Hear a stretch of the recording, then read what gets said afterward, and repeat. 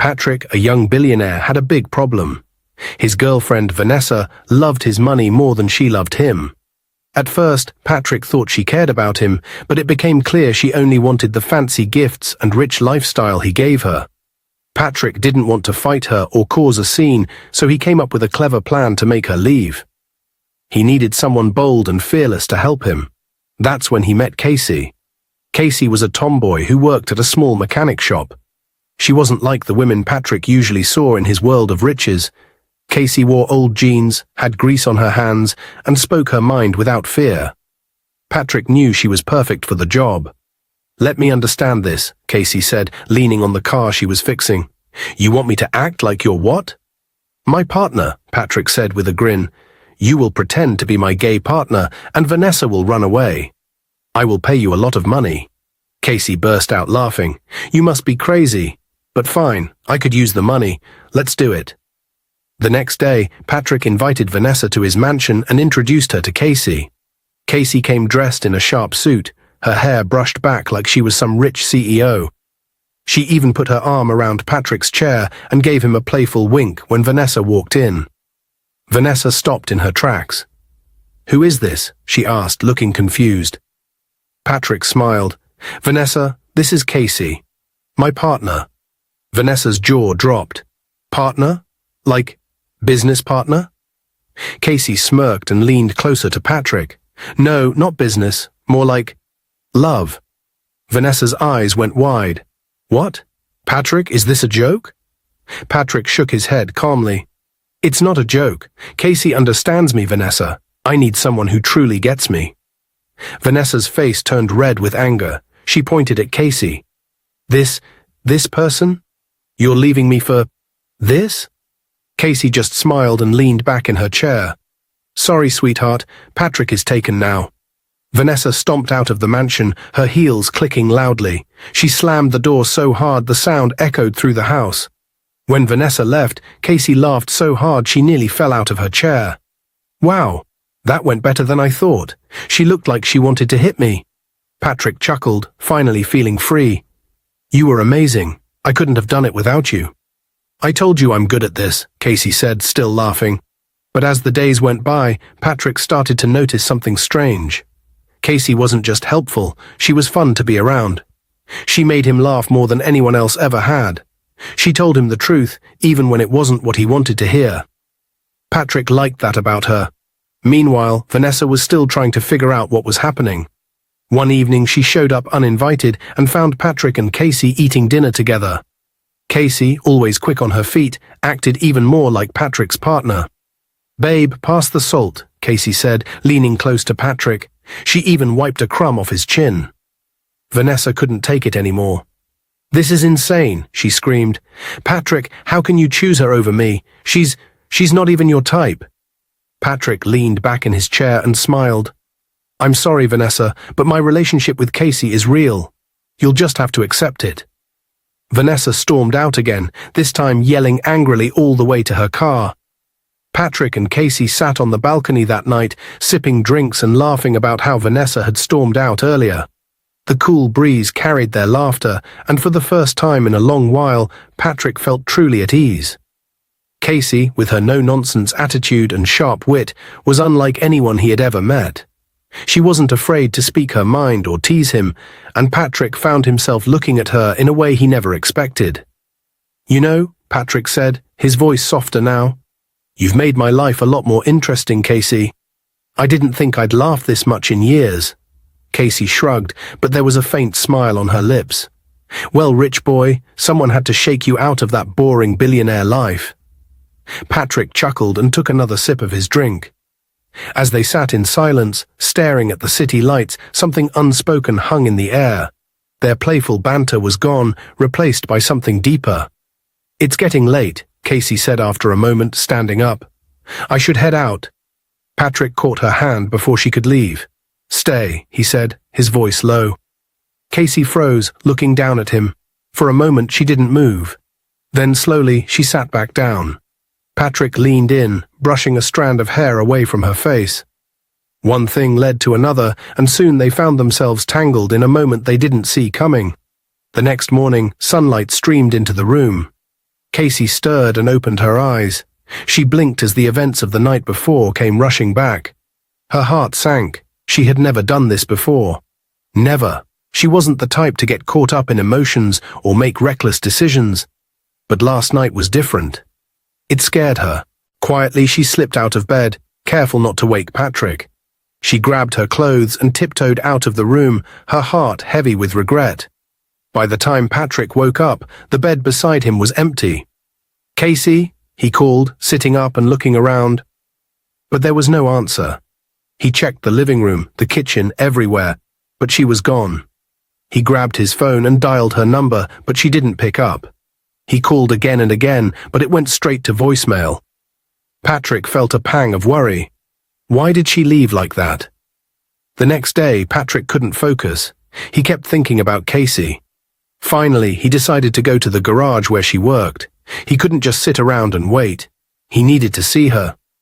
When he arrived, Casey was working under a car, her hands covered in grease. She saw him the moment he walked in, and her face hardened. "What are you doing here, Patrick?" she asked, her voice cold.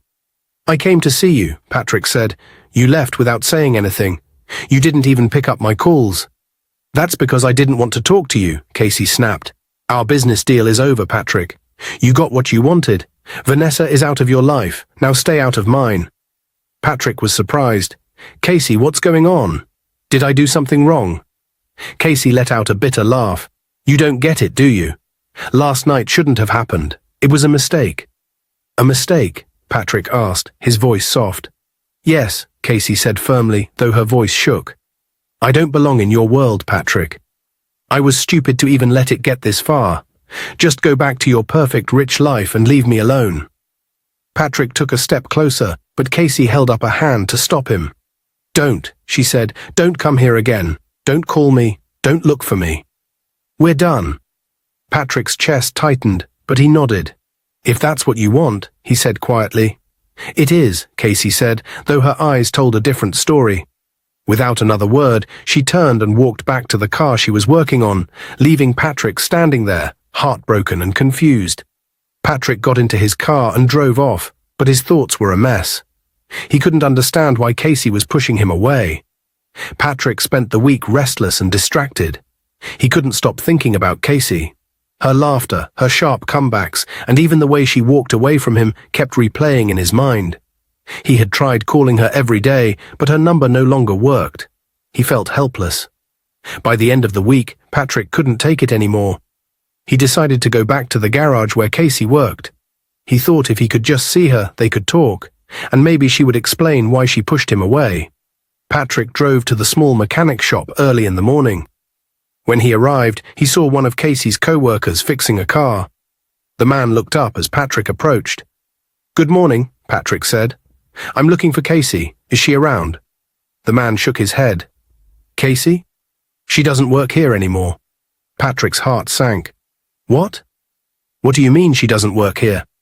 "She left," the man said, wiping his hands on a rag. "Packed her things and went. Said she needed a fresh start." Patrick frowned. "Where did she go? Can you give me her address?" The man gave Patrick a curious look. "She didn't say where she was going, just told us she was leaving town. And even if I knew, I wouldn't give out her address like that." "Sorry, man." Patrick ran a hand through his hair, frustrated. "Did she leave anything? A message? Anything at all?" The man shook his head again. "Nothing. Oh, and she changed her phone number too. Said she didn't want to be bothered." Patrick felt like the ground had shifted beneath him. Casey had disappeared without a trace, and now he had no way to reach her. He stood there for a moment, staring at the garage, before finally turning and walking back to his car. As Patrick sat in his car, he replayed everything in his mind. He thought about the way Casey looked when she told him to stay away. Her voice had been firm, but her eyes had betrayed her. She wasn't angry, she was hurt. "What are you running from, Casey?" Patrick muttered to himself. He spent the rest of the day trying to figure out what to do next. He even considered hiring a private investigator to find her, but something stopped him. Casey had made it clear she didn't want him to follow her. If he found her now, it might make things worse. Vanessa had spent weeks thinking about everything that had happened. She couldn't believe Patrick had replaced her so easily. The thought of him being with Casey burned in her chest. She had lost him, and now she was desperate to get him back. One evening, Vanessa picked up her phone and called Patrick's mother. She knew Patrick was very close to his mother and often listened to her advice. If anyone could help her, it was her. When Patrick's mother answered, Vanessa began pouring out her heart. "Ma, it's me, Vanessa. I need your help. Patrick and we had a misunderstanding, and I think he doesn't want to see me anymore." Patrick's mother frowned. "What kind of misunderstanding?" "Patrick never told me anything." Vanessa hesitated, trying to choose her words carefully. "He said he's with a man now. Ma, he even said they are in love." Patrick's mother laughed loudly. "Partner? My son? Vanessa, my Patrick is not gay, and he will never be gay. He was clearly lying to you." Vanessa blinked in surprise.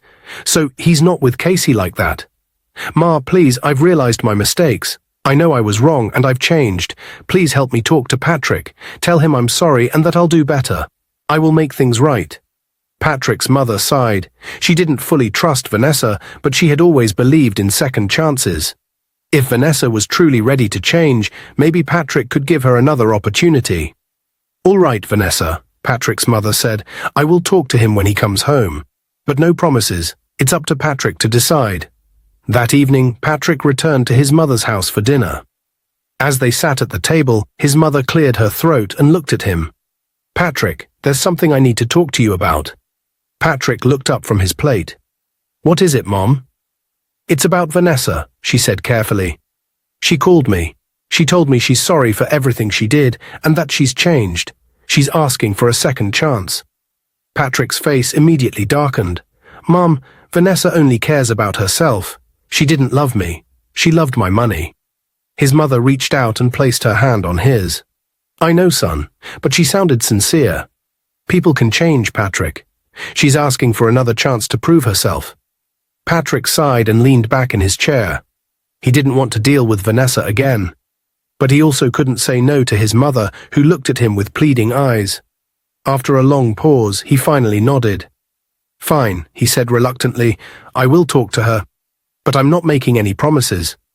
The next day, Patrick met Vanessa at a small cafe. She was already there, waiting for him. Patrick sat across from her and looked at her calmly. "Patrick," Vanessa said, "thank you for meeting me.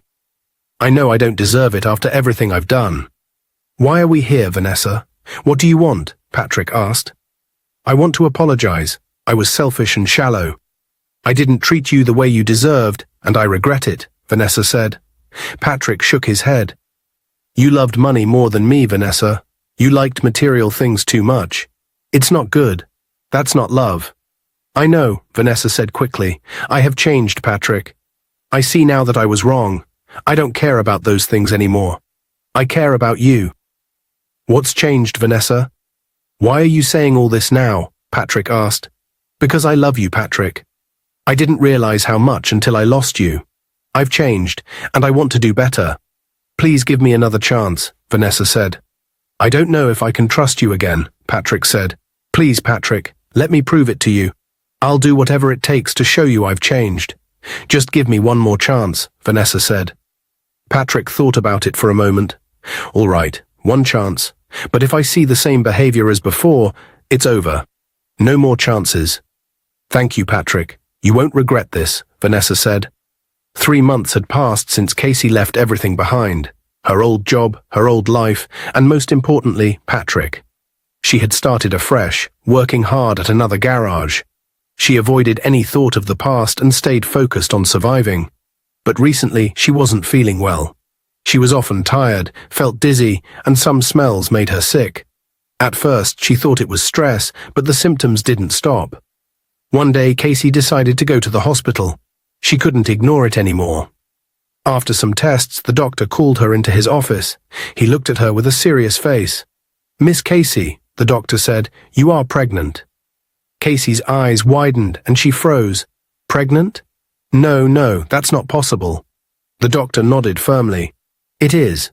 You're about 3 months along." Casey's heart sank. She felt like the world had stopped. "No, doctor, I can't have this baby. I don't even know the father. I don't need this baby. I want to remove it. The doctor looked at her calmly. Miss Casey, are you sure? Have you thought this through? Yes, Casey said, her voice shaking. I have no family. I'm an orphan. I can't take care of a baby. I can't even take care of myself. The doctor sighed.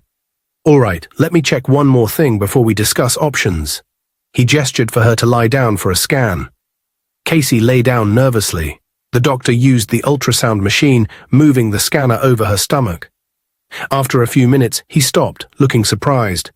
What is it? Casey asked, her voice full of fear. The doctor turned to her. Casey, you're not just pregnant with one baby. You're carrying twins. Casey gasped. Twins? No. No, doctor, I can't do this. I can't handle one baby, let alone two. Please, I need to end this pregnancy. The doctor shook his head. I'm sorry, Casey, I can't do it. Ending this pregnancy is too risky, and it's against my personal and professional ethics. Casey sat up, panicking. Please, doctor, you have to help me. I will pay. Whatever it costs, I will pay. The doctor looked at her for a long moment before finally speaking. If I agree, it will cost you 300,000 naira. And even then, it's risky. You need to think carefully. Casey's heart dropped. 300,000 naira? Where am I supposed to get that kind of money? The doctor leaned back in his chair. If you don't provide the money, I can't help you. And remember, I'm even taking a big risk by agreeing to this. Casey sat quietly, her mind spinning. 300,000 naira was an impossible amount for her. She didn't have savings, no family to borrow from, and no one she could trust enough to ask for help. She stood up slowly, her legs trembling. I'll find the money, doctor. Just give me a few days. The doctor nodded. All right. Come back when you have it. Please be fast about it. When Casey left the hospital, her mind was racing. She felt scared, angry, and completely lost. She walked home, thinking of how she could find that kind of money. She considered borrowing from people in the town, but she didn't know anyone well enough. She thought about selling some of her belongings, but she didn't own anything valuable. As she sat on the bed in her small room, tears streamed down her face. Why is this happening to me? She whispered. What kind of life am I supposed to give these babies? But despite the fear and confusion, Casey was determined.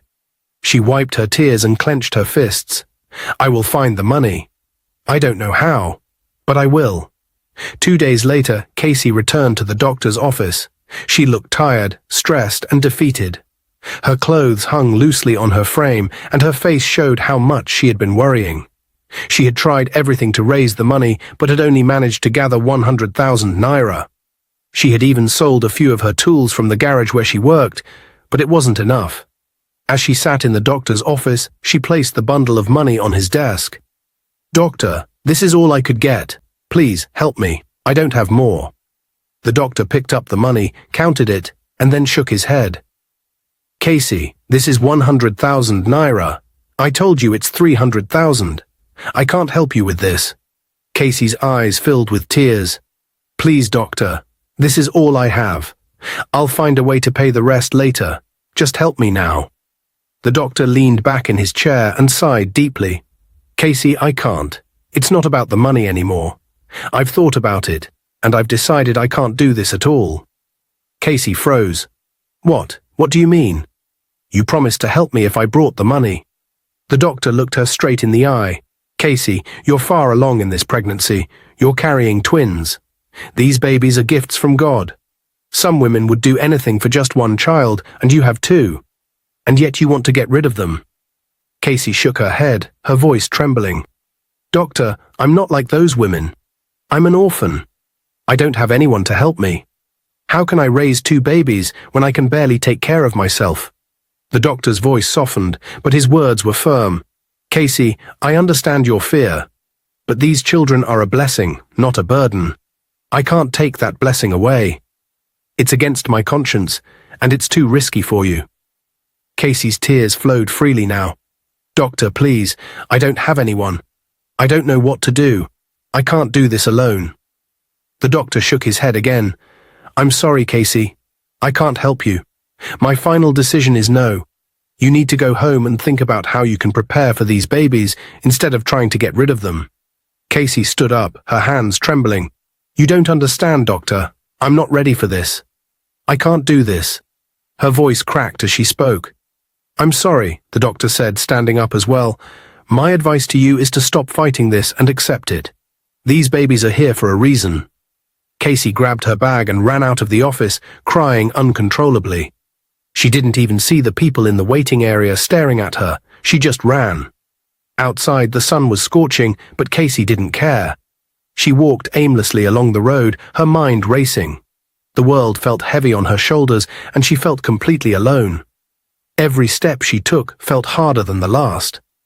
"What am I going to do?" she whispered to herself. "Where will I go? How will I survive?" People on the street glanced at her, some wondering why she was crying, but no one stopped to help. Casey felt invisible, lost in a world that didn't care about her struggles. At one point, she sat on the edge of the road, her hands covering her face. She didn't even notice the dirt on her clothes or the cars honking around her. She felt like her life was over. "I'm just one person," she said softly. "How can I take care of 2 babies? I don't even have a family." She felt like her world was falling apart. Suddenly, a kind voice broke through her thoughts. "My dear, are you okay? Why are you crying like this?" Casey looked up and saw a well-dressed older woman standing in front of her. The woman's face was filled with concern. Casey quickly wiped her tears, embarrassed that a stranger was seeing her in such a state. I'm fine," Casey said weakly, trying to stand up. But the woman gently touched her arm and said, "No, you're not fine. Sit down, my dear. Tell me what's wrong. Maybe I can help." Casey hesitated, but there was something warm and kind about the woman. She felt like she could trust her. Slowly, she sat back down and began to talk. "I don't know where to start," Casey said, her voice trembling. "My life is a mess. I'm pregnant, with twins. And I don't know what to do. I don't have family. I don't have anyone to help me." The woman sat beside her on the edge of the road and listened carefully. "What about the father of the babies? Have you told him?" Casey shook her head. "I don't even know if he would care. He doesn't know I'm pregnant. And even if he did, he's not part of my life anymore." The woman frowned. "So what are you planning to do?" Casey hesitated, tears filling her eyes again. "I don't want to keep the babies. I can't. I don't have money or a family to support me. I just want to end this pregnancy and move on with my life." The woman's face softened, and she placed a hand on Casey's shoulder. "My dear, don't do that. These babies are blessings, even if it doesn't feel that way right now. Twins are special. You may not see it now, but they can bring joy into your life." Casey wiped her tears and looked at the woman. "I don't know how to take care of them. I'm just one person. I don't even have a home." The woman smiled gently. "You're not alone anymore, my dear. I can help you. I love twins so much. I've always believed they are a gift from God. I have a son, and I know what it's like to be a mother. If you want, I can be your mother too." Casey stared at the woman in shock. You'd do that for me? Why would you help me? You don't even know me." The woman nodded. "I don't need to know you to see that you're in pain. Sometimes we are put in each other's lives for a reason. If you are willing, I'll take you home, give you a safe place to stay, and help you through this." Casey's tears flowed again, but this time they were tears of relief. "I don't know what to say. Thank you so much." The woman smiled and stood up, holding out her hand. "Come, let's go. You don't need to cry anymore. You're safe now." The woman took Casey to her car, and as they drove, she introduced herself. "My name is Margaret. What's yours?" "Casey," she said softly. "Thank you, Mrs. Margaret. I didn't think anyone would help me." Margaret smiled. "You don't have to call me Mrs. Margaret, just call me Mama. That's what my son calls me." Casey couldn't help but smile for the first time in days. "Thank you." When they arrived at Margaret's house, Casey was shocked. The house was big and beautiful, much nicer than anywhere she had ever lived. Margaret led her inside, telling her to make herself comfortable. "This is your home now," Margaret said warmly. "You don't have to worry about anything. I'll make sure you and the babies are okay." Casey felt overwhelmed with gratitude. For the first time in a long time, she felt hope. "Mama, I don't know how to thank you." Margaret hugged her gently. You don't need to thank me, my dear. Just promise me one thing. What is it? Casey asked. Promise me you'll love these babies, no matter how hard things get. They're going to bring so much joy to your life.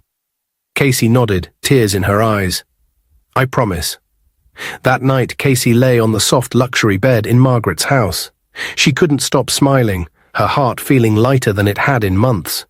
The room was big and beautifully decorated, unlike anything Casey had ever experienced in her life. She ran her hand over the smooth bed sheets and thought to herself, when was the last time I slept on a bed like this? She couldn't remember. For the first time in a long while, Casey closed her eyes without fear or worry. She didn't have to think about where her next meal would come from or whether she could survive another day. Margaret had given her a home and a chance to breathe. As she drifted off to sleep, Casey whispered, Thank you, Mama. I don't know how you found me, but thank you. What Casey didn't know was that the kind woman who had helped her was Patrick's mother. Margaret had no idea that the young woman she brought into her home was carrying her own future grandchildren. 2 days later, Patrick picked up his phone and called his mother. He hadn't spoken to her in a while because work had kept him very busy. As soon as she answered, her warm voice filled his ears. My son, it's been so long. I thought you forgot about me, Margaret teased. Patrick smiled. Mama, I can never forget you. I've just been busy with work. I'm sorry. I miss you, though. I will come by this weekend to see you. That's good to hear, Margaret said happily. It's been too long since I've seen your face. Patrick chuckled. How are you, Mama? Are you doing okay? I'm doing well, my dear. And guess what? I have helped someone recently, Margaret said, her voice full of excitement. Patrick raised an eyebrow even though she couldn't see him. Helped someone? Who, Mama? A young woman, Margaret replied. She was sitting by the roadside crying when I found her. She's been through a lot, Patrick. She's pregnant with twins and has no family or anyone to help her. Patrick frowned. Pregnant with twins? Mama, why are you always bringing strangers into your house? It's not safe. What if she's lying to you or trying to take advantage of you? Margaret's voice became firm. Patrick, not everyone in the world is bad. This girl needed help, and I couldn't leave her there crying. She's an orphan. She has no one. You didn't see how broken she looked, Patrick. My heart couldn't ignore her. Patrick sighed. Mama, I know you have a good heart, but the world is dangerous. You have to be careful. I know, my son, Margaret said calmly, but this girl is different. She's not like that. If you see her, you'll understand. She has been through so much, yet she's strong. Patrick shook his head. Mama, you say that now, but what if she's pretending? You don't know her. Margaret laughed softly. You worry too much, Patrick. She's not pretending. I've spent time with her, and I can tell. She's a good person, just lost and scared. And Patrick? Margaret paused for a moment thinking. I think you'd like her if you met her. Patrick frowned again. Mama, are you trying to matchmake me or something? Margaret laughed again, her voice light. No, I'm just saying she's different. That's all. Patrick sighed. All right, Mama. But please be careful, okay? Don't trust her completely yet. I'll see you this weekend and we can talk more then. Okay, my son, don't worry so much. You'll see for yourself when you come, Margaret said with a smile in her voice. All right, Mama. Take care. I'll call you before I come, Patrick said before ending the call. After the call, Patrick sat back in his chair, thinking about what his mother had told him. He couldn't understand why she would bring a complete stranger into her home. It wasn't like her to take risks like this. Meanwhile, in Margaret's home, Casey was helping with the dishes in the kitchen. She had been doing small chores to show her gratitude. Margaret entered the kitchen and smiled at her.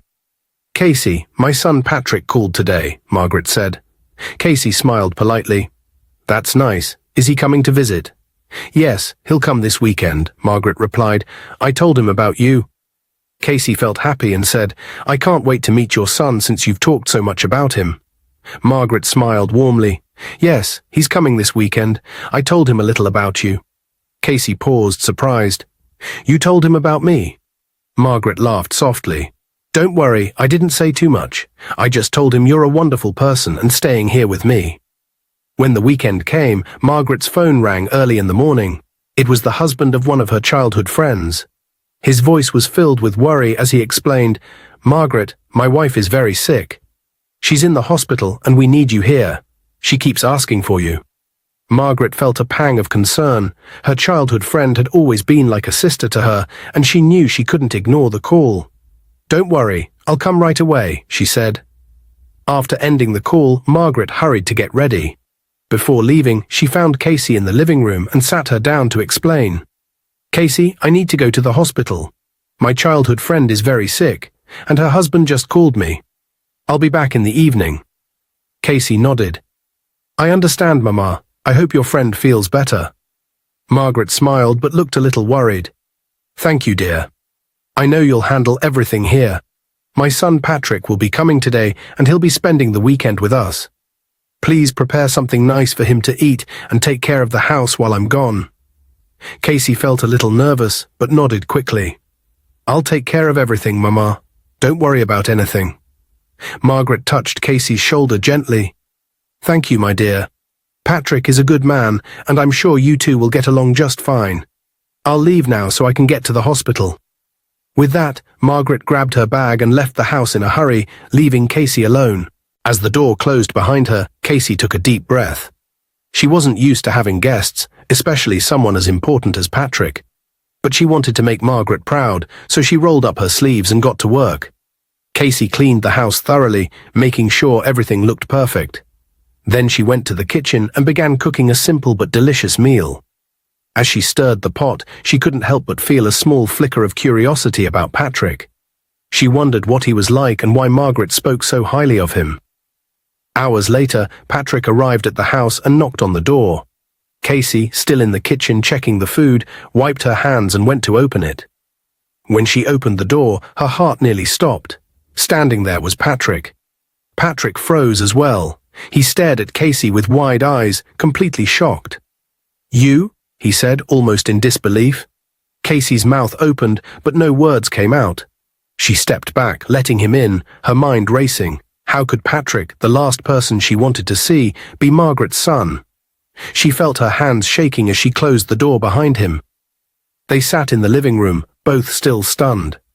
Patrick leaned back on the couch, rubbing his forehead. "Casey, what are you doing here?" "I should be asking you the same question," Casey said quickly, still struggling to believe this was happening. "Your mother didn't tell me you were her son." Patrick sighed. "And Mama didn't tell me she took you in. What's going on?" Casey took a deep breath, deciding it was time to explain. "After what happened that night, I wasn't happy, Patrick. I was angry at myself. That's why I left the garage without saying anything. I just wanted to be alone. And then, I found out I was pregnant." Patrick sat up straighter, his eyes narrowing. "Pregnant? You're pregnant?" Casey nodded, her voice trembling. "Yes. I didn't bother looking for you, Patrick. I didn't see the point." "Why not?" Patrick asked, confused. "You should have told me. Why didn't you?" Casey avoided his gaze. "Because we're not on the same level, Patrick. Look at you, rich, successful, and from a family like this. And look at me, a mechanic with no family, no background. You wouldn't want someone like me. We're from different worlds." Patrick leaned forward, looking her straight in the eye. "Casey, you shouldn't have thought like that. I don't care about any of that. I like you. I liked you the moment I met you." Before Casey could respond, Patrick's phone rang. He pulled it out and saw Vanessa's name flashing on the screen. He hesitated for a moment, then answered. "Hello, Vanessa," Patrick said. Casey sat quietly, listening to the conversation. Patrick spoke warmly on the phone, his tone soft. "Yes, I will see you soon. Don't worry, I'll call you later. I love you too." Casey's heart sank as she heard those words. When Patrick ended the call and looked up, he noticed her expression had changed. "So, you and Vanessa are back together," Casey said, trying to sound calm, but her voice betrayed her sadness. Patrick sighed. "It's complicated, Casey." Casey frowned. "Complicated? If you two were going to end up back together, then why did you hire me in the first place? Why did you drag me into your drama?" Patrick sighed. "You won't understand, Casey. It's not as simple as it looks." Casey folded her arms and leaned back. Oh, I understand perfectly. You used me to get rid of her, and now you've brought her back into your life. Typical. Patrick noticed the bitterness in her tone and smiled. Wait a minute. Are you jealous, Casey? Casey's eyes widened. Jealous? Me? Never. How can I be jealous? Do I know you like that? Are we in a relationship? It's none of my business. Patrick chuckled and leaned closer. Look at you, all defensive. Admit it, Casey. You're jealous. I am not, Casey snapped. I don't even care what you do. I don't love you. Patrick laughed harder. Really? You don't love me? Say it again. Look me in the eye and say it. I don't love you, Casey said, glaring at him. You're not even truthful. You think you can just do whatever you want because you're rich. I have no reason to love you. Patrick leaned back, still smiling. You're funny, Casey, but you're not convincing anyone, especially not me. You love me. You just don't want to admit it. Casey stood up. Believe what you want, Patrick, but let me tell you this. You're not as special as you think you are. Patrick grinned. Sure, Casey, keep telling yourself that, but the truth will come out eventually. Casey stormed into the kitchen, muttering to herself, arrogant billionaire, thinks he's God's gift to women. Patrick stayed on the couch, still laughing to himself.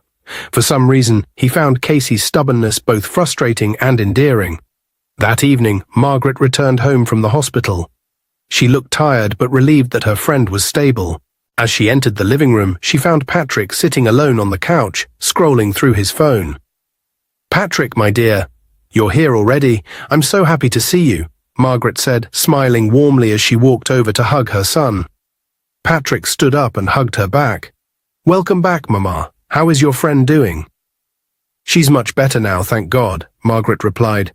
So how was your day? Did you meet Casey? Patrick's expression changed, and he let out a deep sigh. Yes, Mama, I met her.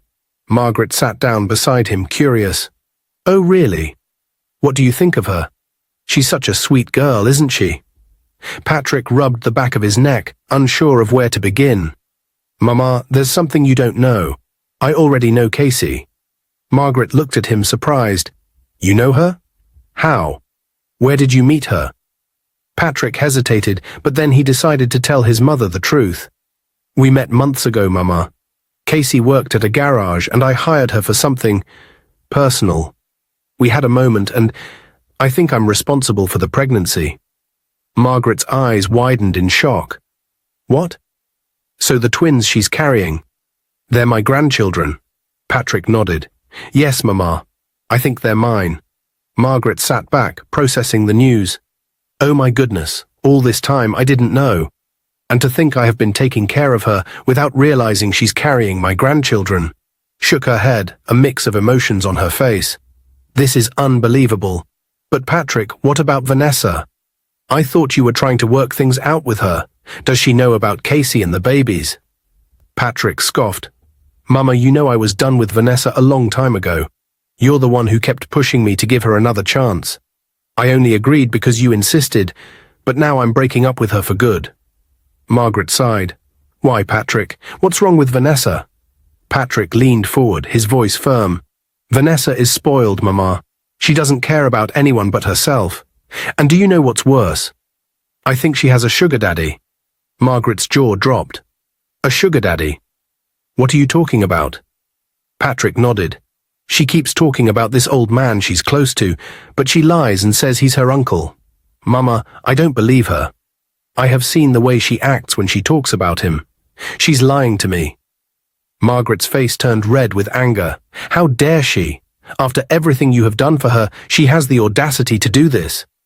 Let me call her now and insult her. That spoilt brat needs to be taught a lesson. Patrick held up his hand to stop her. No, Mama, don't bother. I will handle it myself. She's not worth the energy. I'm done with her, and this time there's no going back. Margaret shook her head, still fuming. I can't believe this girl. After everything, she still finds a way to disappoint me. Patrick, you deserve better than someone like Vanessa. She's not good for you. Patrick smiled faintly. Don't worry, Mama. I have already made my decision. Vanessa is out of my life for good. Margaret sighed, calming down. All right, my son. If that's what you want, then I support you. But promise me you'll handle this carefully. I don't want any drama. I promise, Mama, I will take care of it, Patrick said confidently. Margaret leaned back, shaking her head. To think all this time I was trying to get you two back together. Meanwhile, Casey was out there, carrying my grandchildren. God works in mysterious ways. Patrick looked thoughtful. Yes, Mama, he really does. After the weekend, Patrick returned to work feeling a mix of happiness and nervousness. He had finally decided to end things with Vanessa, and he was preparing himself for what was sure to be a dramatic encounter.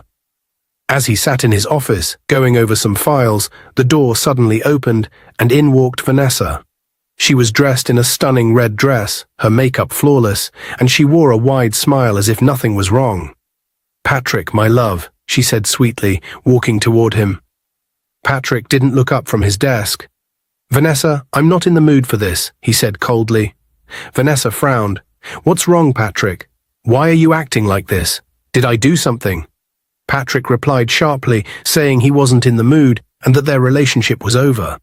Vanessa asked what he meant, sounding confused. Patrick told her the relationship was done, that she was too materialistic, and that he knew about her sugar daddy.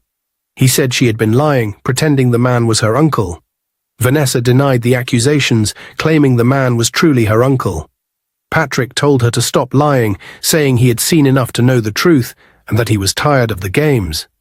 Vanessa tried to plead with him, promising to change and asking for another chance. Patrick refused, saying he had already made up his mind.